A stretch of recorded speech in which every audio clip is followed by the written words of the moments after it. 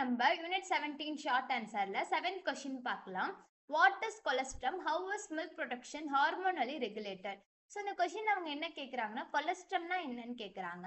அதுக்கப்புறமேக்கு how is milk production hormonally regulated அப்படின்றது கேட்குறாங்க. ஓகேவா?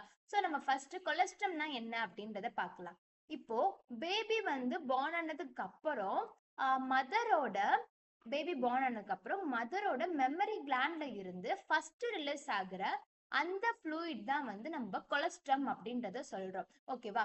அண்ட் தென் நெக்ஸ்ட், இப்போ மில்க் ப்ரொடக்ஷன் எப்படி வந்து ஹார்மோன்ஸால ரெகுலேட் ஆகுது அப்படின்றத அவங்க கேட்டிருந்தாங்க. ஸோ இப்போ நம்ம அதை பார்க்கலாம். இப்போ மில்க் ப்ரொடக்ஷனுக்கு முக்கியமான ஹார்மோனே வந்து இந்த ப்ரோலாக்டின் தான். ஸோ இந்த ப்ரோலாக்டின் வந்து ஆன்டீரியர் பிட்யூட்டரி தான் வந்து செக்ரேட் பண்ணும். ஓகேவா? ஸோ இது மெமரி கிளாண்ட்ல மில்க் ப்ரொடக்ஷன் அப்புறம் ஸ்டிமுலேட் பண்ணும் அப்படின்றத சொல்றாங்க. ஃபைன். இப்போ நெக்ஸ்ட் வந்து நம்ம நல்லா புரிஞ்சுக்க வேண்டியது, மில்க் ப்ரொடக்ஷன் வேற, மில்க் எஜெக்ஷன் வேற. ஸோ மில்க் ப்ரொடக்ஷனுக்கு இந்த ப்ரோலாக்டின், அதே மாதிரி மில்க் எஜெக்ஷனுக்கு வந்து இந்த ஆக்சிடோசின் அப்படின்னு சொல்லுவாங்க. ஓகேவா? ஃபைன். இதுதான் வந்து இதுல மொத்தமா இருக்கிறது. ஸோ இப்போ நம்ம வந்து இந்த குயிக் ரீகால் பார்த்துக்கலாம். ஃபர்ஸ்ட் அவங்க என்ன கேட்டிருந்தாங்க, கொலஸ்ட்ரம்னா என்ன அப்படின்னு கேட்டிருந்தாங்களா. ஃபர்ஸ்ட் ஃப்ளூயிட் சைல்ட் பர்த்க்கு அப்புறம் வரதுதான் வந்து, ஸோ அதுதான் வந்து நம்ம கொலஸ்ட்ரம் அப்படின்னு சொல்லுவோம்.